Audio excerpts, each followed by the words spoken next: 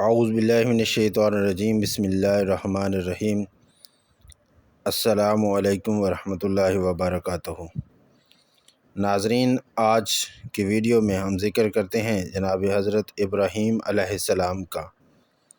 حضرت صالح علیہ السلام کے بعد اللہ تعالیٰ نے حضرت ابراہیم علیہ السلام کو مبعوث فرمایا۔ حضرت ابراہیم علیہ السلام کے والد کا نام طارق تھا۔ حضرت ابراہیم علیہ السلام کے جد انبیاء ہیں اور آپ اولو العزم پیغمبر ہیں۔ قرآن مجید میں حضرت ابراہیم علیہ السلام کا قصہ 73 مقامات پر ذکر ہوا ہے، یعنی 73 مقامات پر ذکر ہوا ہے، اور 25 صورتوں میں حضرت ابراہیم علیہ السلام کا ذکر ہے۔ یہ بات حضرت ابراہیم علیہ السلام کے بلند مرتبت ہونے پر دلالت کرتی ہے۔ ابراہیم علیہ السلام حضرت آدم علیہ السلام، حضرت نوح علیہ السلام کے بیٹے سام کی اولاد میں سے ہیں۔ حضرت ابراہیم علیہ السلام کی پیدائش عراق کے مشہور شہر بابل میں ہوئی۔ بابل ایک بہت بڑا شہر ہے، آج بھی اس کی آبادی بہت زیادہ ہے اور اسی جگہ پر موجود ہے جہاں پہلے تھا۔ یہاں پر بت پرستی بہت عام تھی اور نمرود خدائی کا دعویٰ کر چکا تھا۔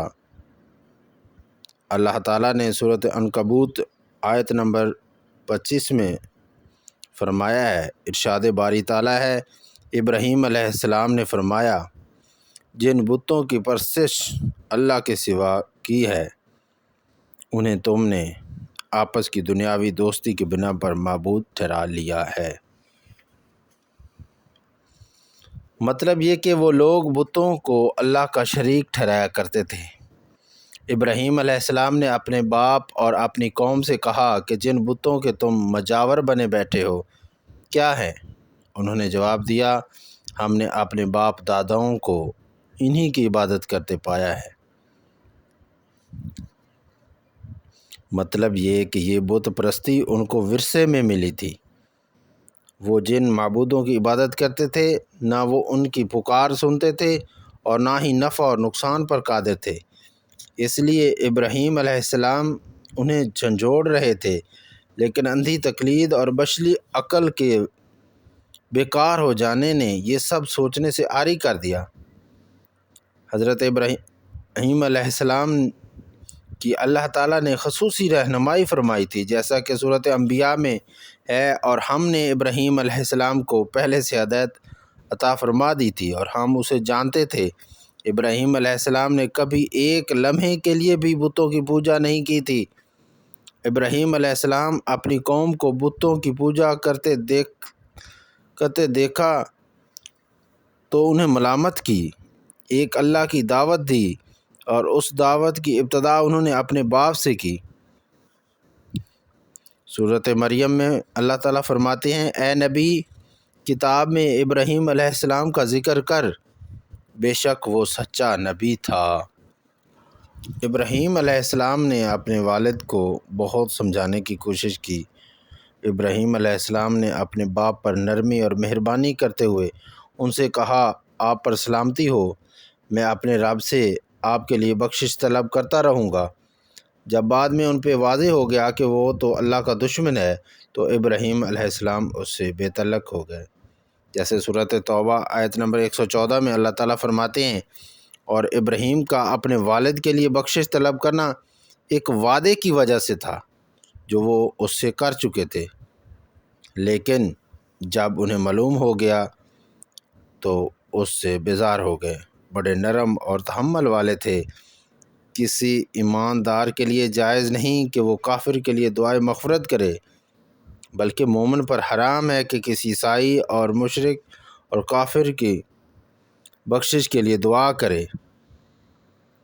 ابراہیم علیہ السلام لوگوں کو ایک اللہ کی دعوت دیتے اور بتوں کی پرستش سے منع کرتے۔ ابراہیم علیہ السلام اعلانیہ فرمایا کرتے تھے کہ ایک دن میں تمہارے بتوں کا علاج کروں گا۔ ایک دن عید کا دن آیا۔ عید کے دن وہ کھانا پکا کر بتوں کے سامنے رکھتے پھر شہر سے باہر ایک بڑے میدان میں جمع ہوتے، کھیلتے کودتے، خوشیاں مناتے، ناچتے، ناچ سے چلتے پھرتے، کھانا کھاتے، شام کو گھروں کی طرف لوٹ آتے، اور واپسی پر شام کو جب واپس آنے لگتے تو بتوں کے پاس جو کھانا رکھ گئے ہوتے تھے اسے اٹھاتے اور تبرک سمجھ کر کھا جاتے۔ معمول کے مطابق انہوں نے عید کی تیاری کی، لیکن ابراہیم علیہ السلام تیار نہ ہوئے، اس لیے کہ وہ ان کے ساتھ جانے کا ارادہ ہی نہیں رکھتے تھے۔ وہ لوگ جانے سے پہلے ابراہیم علیہ السلام کے پاس آئے اور کہنے لگے، کیا آپ ہمارے ساتھ نہیں چلیں گے؟ ابراہیم علیہ السلام نے آسمان کی طرف نگاہ کی اور فرمایا، میں بیمار ہوں۔ یہ تمام واقعہ سورۃ انبیاء میں آیت نمبر 51 سے 58 تک بیان ہوا ہے۔ وہ لوگ ابراہیم علیہ السلام کو چھوڑ کر چلے گئے۔ بعد میں ابراہیم علیہ السلام بتوں کے پاس آ گئے اور دیکھا ان کے سامنے کھانا پڑا ہے، اس لیے یہ کھانا بہت زیادہ تھا، لیکن معبودوں نے کھانا تو درکنار چھوا تک نہ تھا۔ ابراہیم علیہ السلام نے انہیں مخاطب کر کے کہا، یہ اتنا کھانا تمہارے سامنے پڑا ہے، تم اسے کھاتے کیوں نہیں؟ تمہیں کیا ہو گیا ہے کہ بات تک نہیں کرتے؟ پھر پوری قوت سے دائیں ہاتھ سے کلہاڑا مار کر انہیں ٹکڑے ٹکڑے کر دیا، لیکن بڑے بت کو چھوڑ دیا تاکہ سب اس کی طرف رجوع کرے۔ تمام چھوٹے بتوں کو توڑ کر کلہاڑا بڑے بت کے کندھے پر رکھ دیا۔ مشرکین میلے سے لوٹے تو ان کے سارے معبود ٹوٹے پھوٹے پڑے تھے۔ وہ حیران رہ گئے کہ یہ کیسے ہو گیا، کس نے کیا؟ کہنے لگے، یہ کام کس ظالم کا ہے؟ اس نے ہمارے معبودوں کی توہین کی ہے۔ اس وقت جن لوگوں نے حضرت ابراہیم علیہ السلام کا کلام سنا تھا انہیں یاد آ گیا، کہنے لگے، وہ نوجوان جس کا نام ابراہیم ہے، اسے ہم نے اپنے بتوں کی مذمت کرتے سنا ہے۔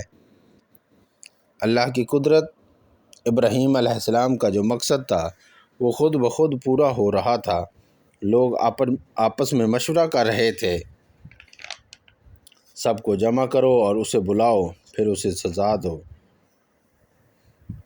نمرود نے سب کو جمع کیا، ایک دن مقرر کر دیا اور لکڑیاں اکٹھا کرنی شروع کر دی۔ پہلے نمرود نے ابراہیم علیہ السلام کو بلایا اور کہنے لگا، یہ حرکت تو نے کی ہے؟ ابراہیم علیہ السلام نے جواب دیا، یہ کام تو اس بڑے بت کا ہے، مجھ سے کیوں پوچھتے ہو؟ تم اپنے معبودوں سے کیوں نہیں پوچھ لیتے کہ ان کے ٹکڑے کس نے اڑائے، کس نے ان کو مارا؟ ابراہیم علیہ السلام کا جواب سن کر وہ سب سوچ میں پڑ گئے، پھر کہنے لگے، ہم نے بڑی غلطی کی، اپنے معبودوں کے پاس کسی کو حفاظت کے لیے نہیں چھوڑا۔ اس قدر واضح بات محسوس کر کے بھی ظالم ایمان نہ لائے اور کہنے لگے کہ یہ تو بول ہی نہیں سکتے، یہ تو حرکت ہی نہیں کر سکتے، یہ تو کوئی نفع نقصان ہی نہیں دے سکتے، انہوں نے کیسے توڑا، یا یہ کیسے ہمیں بتائیں گے کہ ہمیں کس نے نقصان پہنچایا؟ تو ابراہیم علیہ السلام نے فرمایا، تم اللہ کے سوا اس کی عبادت کرتے ہو جو تمہیں نفع نہ دے سکے اور نہ نقصان پہنچا سکے۔ تعجب ہے تم پر اور ان پر بھی جن کو تم اللہ کے سوا پکارتے ہو، کیا تم میں بالکل عقل نہیں؟ کہنے لگے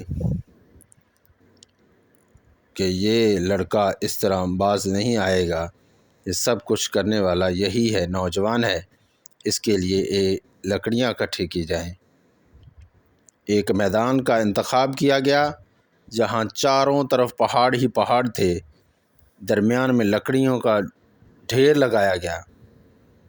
ایک روایت میں ہے کہ 3 ماہ تک لکڑیاں اکٹھے کرتے رہے۔ پھر ایک چٹیل میدان میں سب کو جمع کیا گیا۔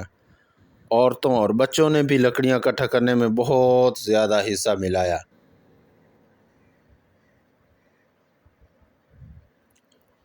جب بہت زیادہ لکڑیاں اکٹھی ہو گئیں، زمین تک نظر نہ آنے لگی، پھر ان لکڑیوں کو آگ لگائی گئی۔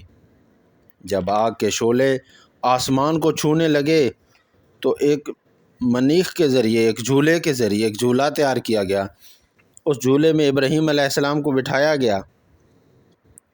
ابراہیم علیہ السلام کو بٹھا کر اس آگ کے اندر پھینکنے لگے تو ابراہیم علیہ السلام نے اس وقت یہ دعا پڑھی، حسبنا اللہ و نعم الوکیل، کہ ہمارا بھروسہ اللہ تعالیٰ پر ہے، ہمارا یقین اللہ تعالیٰ پر ہے اور وہ بہترین کارساز ہے۔ اس لیے جب بھی انسان پر کوئی مشکل وقت آئے تو یہ دعا پڑھنی چاہیے، حسبنا اللہ و نعم الوکیل۔ تو ابراہیم علیہ السلام جب آگ میں ڈالا گیا، جب آگ میں تشریف لائے تو آگ کو اللہ تعالیٰ نے حکم دیا کہ اے آگ ٹھنڈی ہو جا، بردم سلام علی ابراہیم، کہ ابراہیم علیہ السلام پر نرمی والی، سلامتی والی ٹھنڈی ہو جا۔ کہ یہ ابن عباس فرماتے ہیں کہ اگر زیادہ ٹھنڈی ہو جاتی، ٹھنڈی ہونے کا صرف حکم کرتے اللہ تعالیٰ، تو ٹھنڈی ہونے سے بھی آپ کو نقصان پہنچتا، لیکن اللہ پاک نے فرمایا سلامتی والی ٹھنڈی ہو جا، یعنی ابراہیم علیہ السلام بالکل محفوظ رہے۔ صرف وہ رسیاں جن سے ابراہیم علیہ السلام کو باندھا ہوا تھا جھولے کی، وہ جلی، باقی ابراہیم علیہ السلام کے کپڑے تک کو کسی کو کوئی نقصان نہیں پہنچا۔ اور وہ لوگ جو آگ کے باہر انتظار میں کھڑے تھے کہ جو ہی آگ میں پھینکا جائے گا ابراہیم علیہ السلام کو تو وہ جل کر راکھ ہو جائیں گے، لیکن وہ یہ دیکھ کر حیران رہ گئے کہ ابراہیم علیہ السلام بڑے ناز سے آگ کے درمیان بیٹھے ہیں۔